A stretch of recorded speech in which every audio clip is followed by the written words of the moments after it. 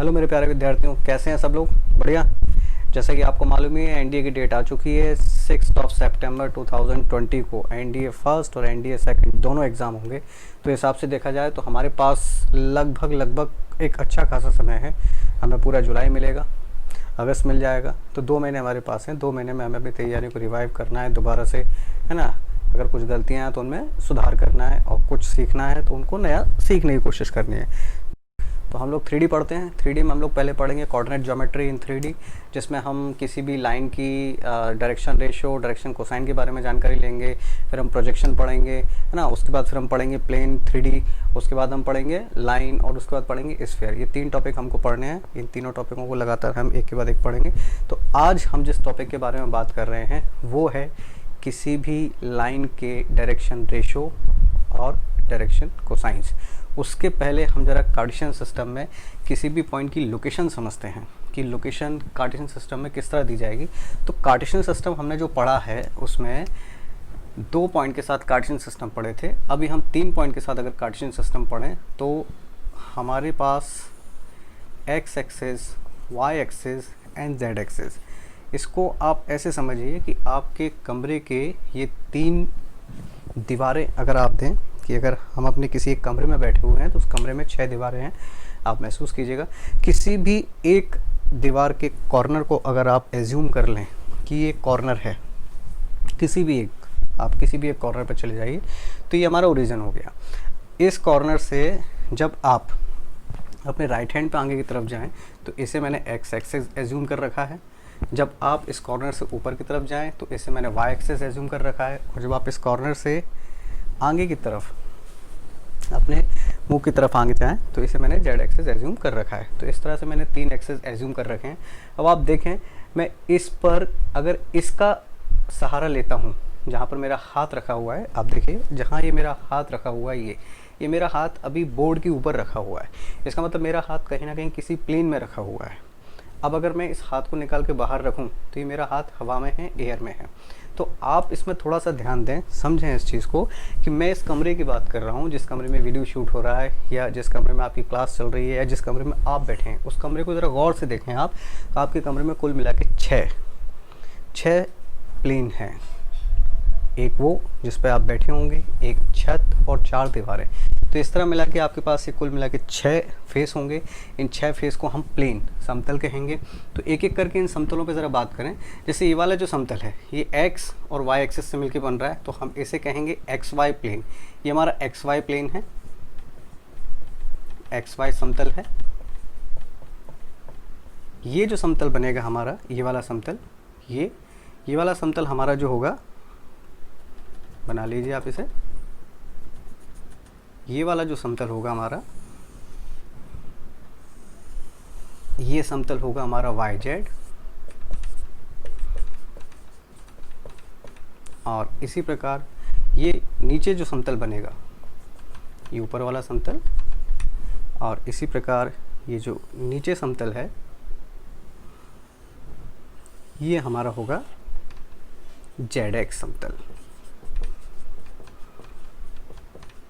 तो आप देखिए हमारे इस रूम में, जिस रूम में आप अभी बैठे होंगे, उस रूम में 6 समतल हैं, जिनमें से 3 समतलों को मैंने बताया है, और इनके सामने 3 समतल और होंगे। तो कुल मिला के हमारे पास 6 समतल हो जाएंगे। आप एज्यूम कीजिए कि अगर आप यहाँ खड़े हुए हैं, इस ओरिजिन पर खड़े हुए हैं, जहाँ पर एक्स एक्सिस पर आपने कोई डिस्टेंस कवर नहीं की है, वाई पर भी कोई डिस्टेंस कवर नहीं की है, जेड पर भी कोई डिस्टेंस कवर नहीं की है, तो आप इस पॉइंट पर हैं। इसका मतलब एक्स के लिए भी 0, वाई के लिए भी 0 और जेड के लिए भी 0। इसे हम कहेंगे ओरिजिन, मूल बिंदु। अब अगर आप सपोज करें किसी भी एक कॉर्नर पर खड़े होके अगर आप अपने राइट हैंड की तरफ आगे की तरफ जाएं, तो आप यहाँ कुछ ना कुछ डिस्टेंस कवर करेंगे। सपोज करो मैं यहाँ 3 यूनिट तक आगे गया, तो आप देखें मैं आपको विजुलाइज कराने की कोशिश कर रहा हूँ। जैसे आप किसी रूम में हैं और ये पेन का कैप इस तरह से आपने एयर में ले रखा है, ये इस तरह से एयर में है, तो आपको इस पॉइंट तक पहुँचने में लगातार 3 तरह की डिस्टेंस कवर करनी पड़ेगी। आप इसको विजुलाइज कीजिए। आप जहाँ पर बैठे हुए हैं वहाँ से कोई सी भी एक कॉर्नर पर रेफरेंस बनाइए। तो जैसे अगर मैं यहाँ बैठा हूँ और मुझे इस बोर्ड के कॉर्नर से रेफरेंस बनाना पड़े, यहाँ से। तो सबसे पहले मुझे एक्स एक्सिस पर यहाँ तक आना पड़ेगा, उसके बाद फिर मुझे वाई एक्सिस के लिए डिस्टेंस ट्रेवल करना पड़ेगा, और फिर यहाँ तक आने के लिए जेड एक्सिस। तो आप देखिए कुछ इस तरह की 3 डिस्टेंस मुझे ट्रेवल करनी पड़ेगी, फर्स्ट, सेकेंड एंड थर्ड, तब मैं किसी भी एक पॉइंट की लोकेशन तक आ पाऊंगा। तो ये 3D के अंदर किसी भी एक पॉइंट की लोकेशन है, location of A point in 3D, जिसमें सबसे पहले हम एक्स एक्सिस को बताएंगे, उसके बाद वाई एक्सिस को बताएंगे, उसके बाद हम जेड एक्सिस को बताएंगे। इसका मतलब अगर आपसे किसी ने कहा है कि भाई किसी भी एक रूम में आप चले जाइए और आप 3, 5, 6 फीट, इस फीट पर आप जाके खड़े हो जाइए, तो इसका सिंपल सा मतलब है कि उस कमरे का जो भी रेफरेंस पॉइंट है, जहाँ पर भी आपने ओरिजिन सेट किया है, वहाँ से आपको एक्स एक्सिस पे 3 फुट जाना है, वाई एक्सिस पे 5 फुट ट्रेवल करना है, और जेड एक्सिस पे 6 फुट आपको चलना है, तब आप उस पॉइंट पे पहुँच पाएंगे। अब सपोज़ करें जैसे मेरे पास एयर में 2 पॉइंट हैं, जैसे एक पॉइंट ये लिया मैंने यहाँ पर, और एक पॉइंट ये लिया, दोनों पॉइंट एयर में हैं। अब देखिए ये दोनों जो पॉइंट हैं, ये मैं इस तरह से सीधा खड़ा हुआ हूँ, ये दोनों जो पॉइंट हैं ये दोनों एक्स एक्सिस पर हैं। अभी अगर आप इनको पॉइंट कंसीडर करें, अगर आप इन्हें पॉइंट कंसीडर करें, ये दोनों अभी एक्स एक्सिस पर हैं। तो इनका जो एक्स एक्सिस का जो भी डिस्टेंस है, ये सपोज़ करें ये आपने एक्स एक्सिस पे 2 मीटर ट्रेवल कराया, इसे एक्स एक्सिस पे आपने 5 मीटर ट्रेवल कराया, तो इन दोनों का जो डिफरेंस है वो 3 मीटर का डिफरेंस है। लेकिन जैसे ही इनको वाई एक्सिस पे आप देखेंगे डिफरेंस, तो वाई एक्सिस पे इनका डिफरेंस 0 है, क्योंकि वाई एक्सिस पे कोई डिफरेंस शो नहीं कर रहे हैं। अब अगर इसको अगर आप ऊपर लेके जाएँ तो आप देखेंगे वाई एक्सिस पे डिफरेंस है, एक्स एक्सिस पे भी डिफरेंस है, लेकिन जेड एक्सिस पे डिफरेंस नहीं है। लेकिन जैसे ही आप इस पॉइंट को आगे लेके जाएं, अब आप देखिए इन दोनों पॉइंटों में आप एक्स एक्सिस का डिफरेंस भी देख सकते हैं, एक्स एक्सिस का डिफरेंस भी आपको दिख रहा है, वाई एक्सिस का डिफरेंस भी आपको दिख रहा है, और जेड एक्सिस का डिफरेंस भी आपको दिख रहा है। तो ये 2 पॉइंट हैं, इन 2 पॉइंट की डिस्टेंस हम 3D में निकाल सकते हैं। तो किसी भी एक पॉइंट की जो कि आपका एयर में है, उसकी डिस्टेंस निकालने के लिए हमने 2D में भी पढ़ा है इस फॉर्मूले को, 3D में हम फिर इसको रिवाइव कर रहे हैं। 3D में अगर इस फॉर्मूले को हम यूज़ करें, डिस्टेंस ये हमारे पास एक पॉइंट, ये हमारे पास दूसरा point, x1, y1 and z1, x2, y2 and z2। तो इन दोनों पॉइंट के बीच का डिस्टेंस ये होता है हमारे लिए AB equal to √x2 minus x1 whole square, y2 minus y1 whole square and z2 minus z1 whole square. 2D में जब ये पढ़ा था तो इसमें z का सेक्शन नहीं था, केवल 2 x के लिए और y के लिए। इसे अगर हम जैसे ये x एक्सिस, ये y एक्सिस एंड ये z एक्सिस, अब अगर यहाँ ओरिजिन से अगर किसी पॉइंट की लोकेशन ली जाए, ओरिजिन से 0 0 0 से, ये पॉइंट है हमारे लिए x1, y1 और z1, तो हमारे लिए ये वाला जो पॉइंट है ये 1.0 हो जाएगा। तो ओरिजिन से, फ्रॉम ओरिजिन, ये हमारी जो डिस्टेंस होगी फ्रॉम ओरिजिन, ये हो जाएगी √x1 square, y1 square and z1 square. तो 2 पॉइंट की दूरी के बाद, इस पर ज़्यादा डिटेल में बात नहीं कर रहे हैं अभी हम, 2 पॉइंट की दूरी के बाद हम बात कर रहे हैं direction ratio and direction cosines पर, जो हमारा मेन टॉपिक था आज का। तो डायरेक्शन रेशो और डायरेक्शन कोसाइन से हमारा मतलब है डायरेक्शन कोसाइन, कोई भी एक लाइन, जो एक लाइन आपके सपोज करें कि आपका एक रूम, उस रूम के अंदर आप कॉर्नर पे, वो जो कॉर्नर पॉइंट था वहाँ पे आप कोई भी एक स्टिक, डंडा, उसको अगर आप लगा दें इस तरह से, जैसे आप इमेजिन करने की कोशिश कीजिए कि जैसे मेरे पास ये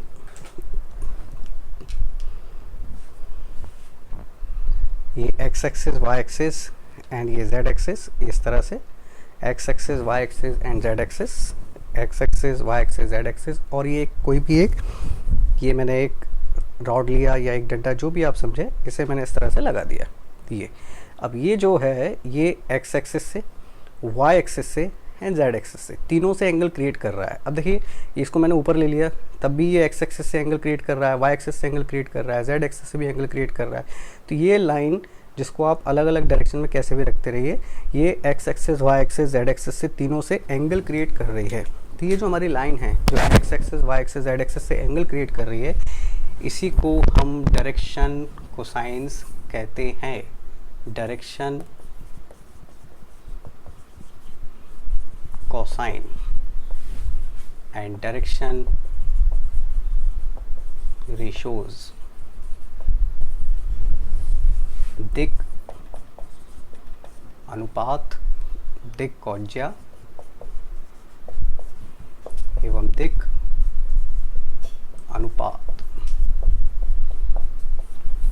ये दिशा डायरेक्शन बताने का काम करते हैं, डायरेक्शन बताते हैं। जैसे जैसे जैसे ये हमारा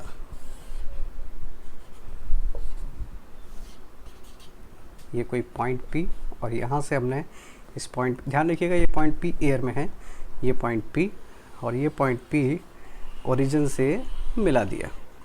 तो ये वाली जो लाइन है, ये जो भी आपको मैंने बताई थी पेन की सहायता से, ये वाली जो लाइन है ये एक्स एक्सिस से, वाई एक्सिस से एंड जेड एक्सिस से respectively alpha, beta and gamma angle create कर रही है। Alpha, beta and gamma.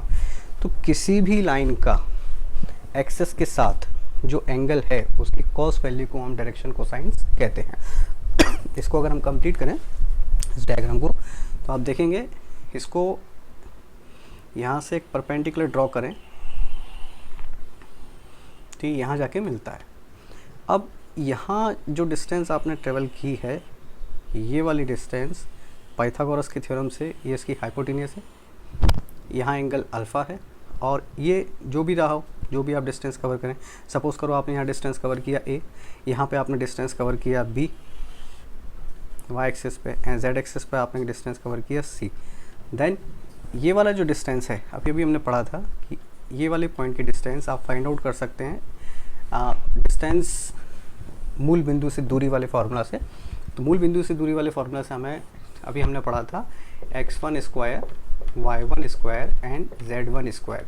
तो उसके अकॉर्डिंग ये डिस्टेंस हो जाएगी, ये वाली डिस्टेंस OP, ये डिस्टेंस होगी a square plus b square and c square. ध्यान रखिएगा इसमें मैं अभी वेक्टर यूज़ नहीं कर रहा हूँ, अदरवाइज़ इसको हम वेक्टर से भी फाइंड आउट कर सकते हैं। अभी सिर्फ 3D ही यूज़ कर रहा हूँ। तो OP मैंने फाइंड आउट कर लिया। अगर आपको अभी थोड़ी देर पहले डायग्राम जो बनाया था, एक मॉडल जो आपको बना के दिया था, उसी को दोबारा रिवाइव करें हम, तो ये हमारे पास x axis, y axis and z axis हैं। x axis, y axis and z axis, और ये हमारा जो लाइन है। अब इस लाइन को आप किसी भी तरह से रोटेट कीजिए और परपेंडिकुलर ड्रॉ करवाएंगे तो आप देखिएगा ये एंगल क्रिएट कर रही है। ये वाली डिस्टेंस A, अगर इस एंगल को आप फाइंड आउट करना चाहें बाय ट्रिग्नोमेट्री, तो ये होगी cos alpha equal to A upon under root A square plus B square plus C square. इसी प्रकार से ये वाला जो एंगल है, यहाँ से भी हम परपेंडिकुलर ड्रॉ करें, then cos beta equal to B upon under root A square plus B square plus C square and cos gamma equal to C upon under root A square plus B square plus C square. इसी को हम respectively N, M और N कहते हैं। यही हमारी किसी भी लाइन की डायरेक्शन कोसाइंस होती हैं। इसी को हम दिक कौज्या डायरेक्शन DCS डायरेक्शन कोसाइंस कहते हैं। Cos alpha equal to A upon under root A square plus B square plus C square, इसे L कहेंगे, कॉस बीटा को M कहेंगे एंड कॉस गामा को हम N कहेंगे। इसको आप विजुलाइज करने का कोशिश कीजिए। ये किसी भी एक, आप अगर इस तरह से ये कॉर्नर्स है, जैसे सपोज करें ये कॉर्नर है, मैंने अपना ये हाथ यहाँ लगा रखा है, तो इसकी डायरेक्शन कोसाइंस अलग होगी क्योंकि इसका x एक्सिस से बनने वाला एंगल, y एक्सिस से बनने वाला एंगल और z एक्सिस से बनने वाला एंगल अलग होगा। इसकी डायरेक्शन कोसाइन अलग होगी, इसकी डायरेक्शन कोसाइन अलग होगी, सबकी डायरेक्शन कोसाइंस अलग अलग होंगी। तो कुल मिला के डायरेक्शन कोसाइंस डायरेक्शन बताने का काम करती है। नोट कीजिए इसे। हाँ जी, देखिए, तो अभी हमने देखा cos alpha equal to cos beta equal to and cos gamma equal to. किसी भी लाइन जो एयर में है, देखिए इनके अंदर कुछ रिलेशन है। जैसे जैसे आपने देखा cos alpha equal to A upon under root A square plus B square plus C square. इसी तरह कॉस बीटा लिखा था हमने, B upon under root A square B square and C square and cos gamma equal to C upon under root A square B square and C square. अगर हम इनको square करके add कर दें तो हमें मिलेगा cos square alpha, cos square beta and cos square gamma. इसे भी a square B square c square plus B square a square B square c square plus C square a square B square and C square. LCM लेके add कीजिए। So cos square alpha plus cos square beta plus cos square gamma equal to, LCM लेके add कीजिए, आपको मिलेगा, ऊपर भी cut कर दीजिए, ये हो जाएगा 1। यहाँ हम लिख सकते हैं cos square alpha cos square beta plus cos square gamma is equal to 1। इसी प्रकार इसे हमने L माना था, इसे M माना था, इसे N एज्यूम किया था, so it will become L square M square N square equal to 1। अगर हम इसे साइन में कन्वर्ट करें, जैसे कि हम लोग जानते हैं कि sine square theta equal to 1 square 1 minus cos square theta होता है, तो यहाँ से अगर इसे कन्वर्ट करें तो हमें मिलेगा 1 minus sine square 1 minus sine square and 1 minus sine square 1 minus sine square alpha 1 minus sine square beta and 1 minus sine square gamma is equal to 1। ये 1 ये वाला 1 और ये वाला 1, ये तीनों मिला के 3 उधर आप शिफ्ट कर दीजिएगा। फाइनल हमको जो मिलेगा वो मिलेगा sine square alpha plus sine square beta plus sine square gamma equal to ये 1 एंड ये 1 शिफ्ट कर दीजिएगा उधर, 3 3 2, ये हो जाएगा आपके लिए 2।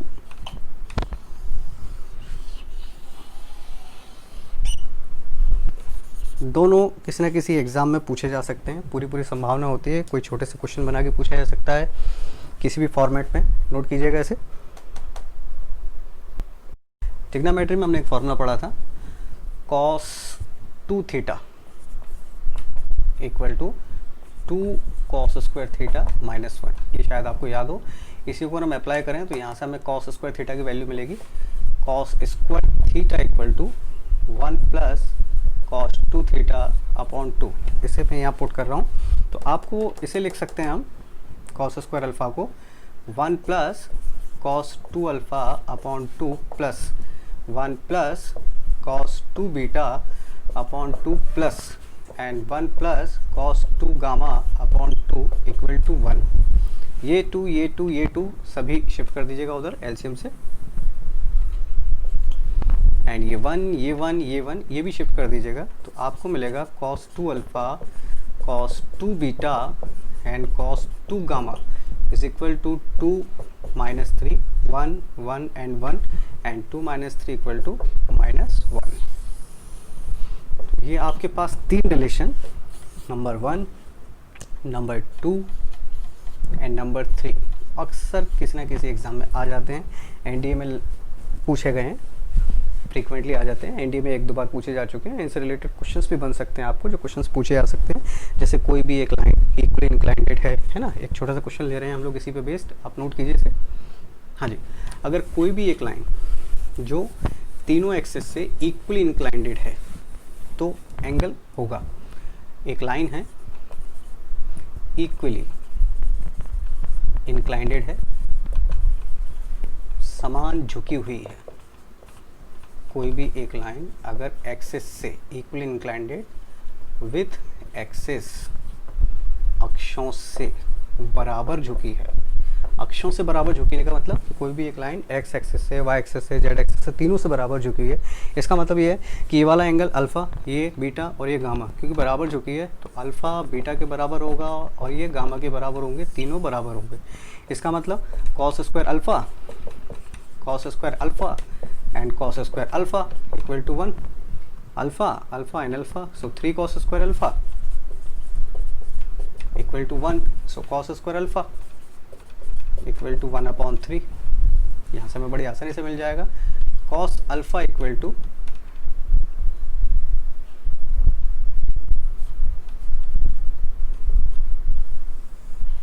Cos alpha equal to plus minus 1/√3। आप चाहें तो अल्फ़ा निकाल सकते हैं, यहाँ से अल्फ़ा हो जाएगा हमारे लिए alpha equal to cos inverse 1/√3।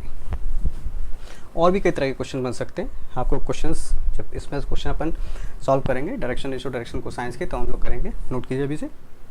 हाँ, बात करते हैं डायरेक्शन रेशियो की। डायरेक्शन रेशियो की डेफिनेशन के अकॉर्डिंग आपके पास अगर 3 नंबर सपोज करें A, B एंड C, हमारे पास डायरेक्शन DCS, L, M और N है। तो अगर हम 3 नंबर A, B और C इस तरह से एज्यूम करें कि L/A, M/B and N/C equal to K, कोई भी एक कांस्टेंट आए, तो ये A, B और C डायरेक्शन रेशो कहलाते हैं। डायरेक्शन रेशो, ये तो इसकी डेफिनेशन है। खैर, डेफिनेशन से अलग हटके अगर हम बात करें तो इसका जो मेन मतलब है वो है प्रोजेक्शन। जैसे आप देखिए इस बोर्ड पर इस पेन की परछाई बिल्कुल पेन के बराबर बन रही है, लेकिन अगर मैं इसको थोड़ा टिल्ट कर दूं, पेन अगर टिल्ट हो, तब आप देखेंगे कि इसकी परछाई में कमी आती है। देखें, इस पेन को अगर मैं बिल्कुल सीधा रखूं, इस पेन को अगर मैं बिल्कुल सीधा रखूं, तो इस पेन की परछाई ये बनेगी पेन के बराबर। लेकिन अगर इस पेन को मैं टिल्ट कर दूं, हल्का तिरछा कर दूं, तो आप देखिएगा इसकी जो परछाई बनेगी वो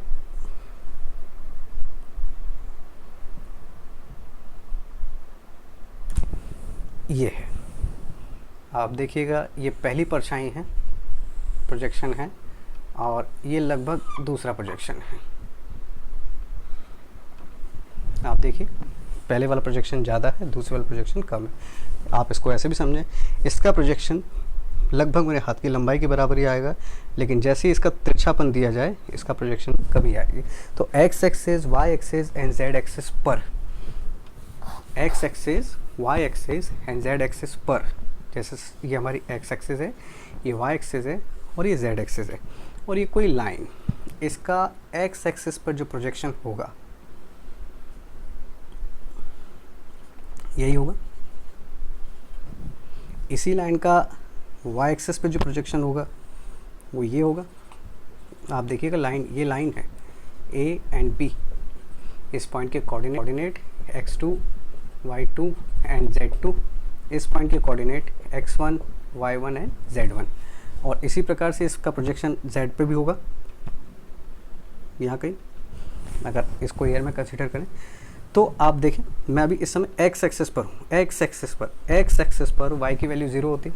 ये हमने कोऑर्डिनेट ज्योमेट्री में पढ़ा है, अगर नहीं पढ़ा तो मैं यहाँ लिख देता हूँ।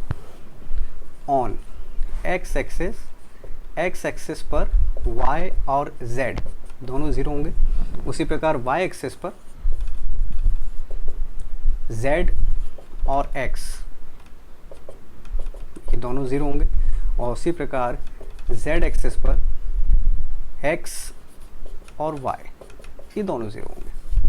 हाँ जी, तो अब अगर मैं x एक्सिस पर हूँ तो यहाँ पर y1 0 होगा, y2 0 होगा, z1 0 होगा, z2 0 होगा। तो इस पॉइंट के कोऑर्डिनेट होंगे x1, 0, 0, और इस पॉइंट के कोऑर्डिनेट होंगे x2, 0, 0। तो इन दोनों के जो बीच की डिस्टेंस होगी वो होगी x2 माइनस x1। उसी प्रकार इन दोनों पॉइंट की जो बीच की डिस्टेंस होगी वो होगी y2 माइनस y1, और इसी प्रकार z एक्सिस पे जो उसकी डिस्टेंस होगी z2 माइनस z1। इसी को हम किसी भी लाइन का प्रोजेक्शन ऑन एक्सिस, अक्षों पर प्रक्षेप कहेंगे। तो अक्षों का प्रक्षेप एक्स एक्सिस पर कितना है, इसे हम कहेंगे x2 माइनस x1 मतलब A, y पर y2 माइनस y1 मतलब B, और z2 माइनस z1 मतलब C। और अगर यही लाइन 2 पॉइंट या ओरिजिन से ली जाए, सपोज करें ये वाला पॉइंट ना हो, केवल ओरिजिन हो, तो इसमें 1.000 हो जाएगा, ओरिजिन हो जाएगा। बाकी x1 y1 एंड z1 रहेगा। तो अगर इस वाले पॉइंट के कंसिडर किए जाएँ तो इसमें x2 की वैल्यू 0 हो जाएगी, तो x1 की वैल्यू केवल a, उसी प्रकार b की वैल्यू y1 और c की वैल्यू z। तो अगर केवल एक ही पॉइंट है, केवल ओरिजिन से हमने यहाँ डिस्टेंस कवर किया है x axis, y axis and z axis पर, तो ये वाली जो डिस्टेंस है ये a है, ये डिस्टेंस ये हो गई आपकी b, और ये वाली जो डिस्टेंस कवर की जाएगी ये हो जाएगी c, a b and c। तो प्रोजेक्शन किसी भी लाइन का एक्सेस पे जो प्रोजेक्शन है वो उसको हम डायरेक्शन रेशो कहेंगे। प्रोजेक्शन आपको समझ में आया होगा लगभग, हाँ नोट कीजिए इसे। ठीक, तो इस प्रकार हमने यहाँ से देखा कि अगर हमारे पास 2 पॉइंट अवेलेबल हैं, पहली बात कि एक्सेस पर जो डिस्टेंस कवर की जाएगी,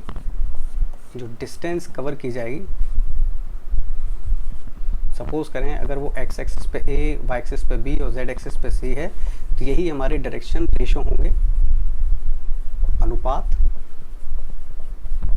और अगर हमारे पास 2 पॉइंट हैं, पहला point x1 y1 and z1 और दूसरा point x2 y2 and z2, तो इनके जो रेशो होंगे वो रेशो होंगे x2 minus x1, y2 minus y1 and z2 minus z1। इन्हीं को हम respectively a, b and c कहेंगे।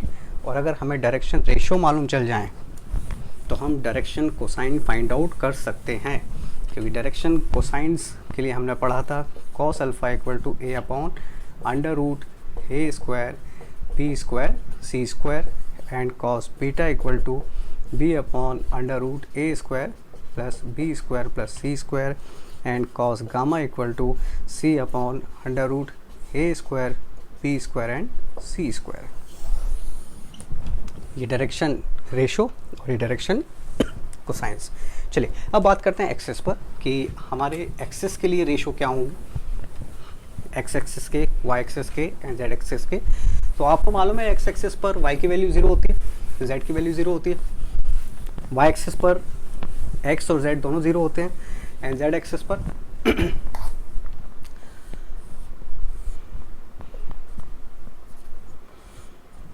x axis, y axis and z axis. x axis पर केवल x के लिए वैल्यू होगी, x को ही ट्रेवल करेंगे, y की वैल्यू 0, z की वैल्यू 0। y एक्सिस पर x की वैल्यू 0, y की वैल्यू b एंड z की वैल्यू 0। एंड z एक्सिस पर x की वैल्यू 0, y की वैल्यू 0 एंड z की वैल्यू। तो जब हम एक्सेस की बात करें, ratio, direction ratio, x axis के लिए डायरेक्शन रेशो होंगे a 0 एंड 0, y एक्सिस के लिए direction ratio 0 b 0 and z axis के लिए 0 0 एंड c। इसी प्रकार इनकी डायरेक्शन कोसाइंस ये होंगी cos अल्फा x के लिए cos alpha a upon under root a square plus 0 square plus 0 square, मतलब a अपॉन a मतलब 1 cos अल्फा। इसी प्रकार दूसरी 0 के लिए, फिर इसके लिए cos बीटा 0 अपॉन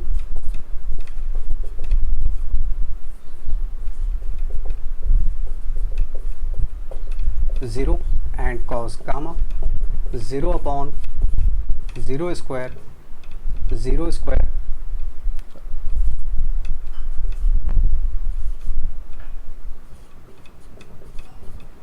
ज़ीरो।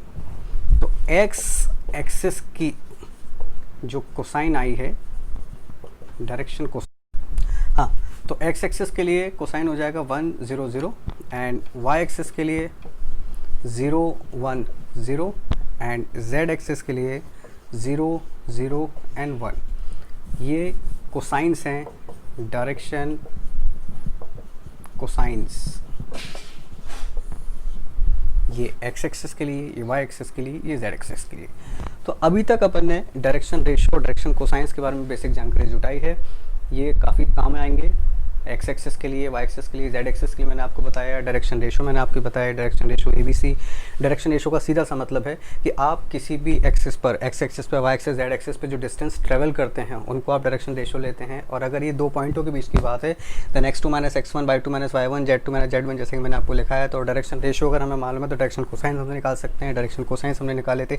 इसी प्रकार फिर मैंने एक्सिस के लिए x axis, y axis, z axis के लिए डायरेक्शन रेशो और डायरेक्शन कोसाइंस आपको निकाल के दिए हैं। बहुत इंपॉर्टेंट चीज़ें हैं, कई जगह हम लोग यूज़ करेंगे डायरेक्टली, इसलिए इनका याद होना ज़रूरी है। बार बार अपन इसको नहीं रिकॉल करेंगे, सीधे बोलेंगे कि एक्स एक्सिस के लिए डायरेक्शन रेशो या वाई एक्सिस के लिए डायरेक्शन रेशो, तो आपको याद होना चाहिए।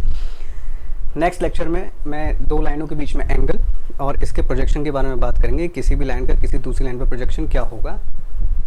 तो मिलते हैं नेक्स्ट वीडियो में, तब तक के लिए पढ़ाई करते रहिए, खुश रहिए, सुखी रहिए। और हाँ, लाइक कीजिए, सब्सक्राइब कीजिए और जो वो रेड बटन है घंटे का उसे ज़रूर दबाइए, जिससे आपको मेरे नोटिफिकेशन मिलते रहें। और एक चीज़ ध्यान रखिएगा, एनडीए का एग्ज़ाम 6 सितंबर को है। हमारे पास लगभग 2 महीने से ज़्यादा का समय है, आप भी तैयार रहिए। इसके साथ साथ मैं जल्दी जीएस की क्लास भी शुरू करूँगा। पहला टॉपिक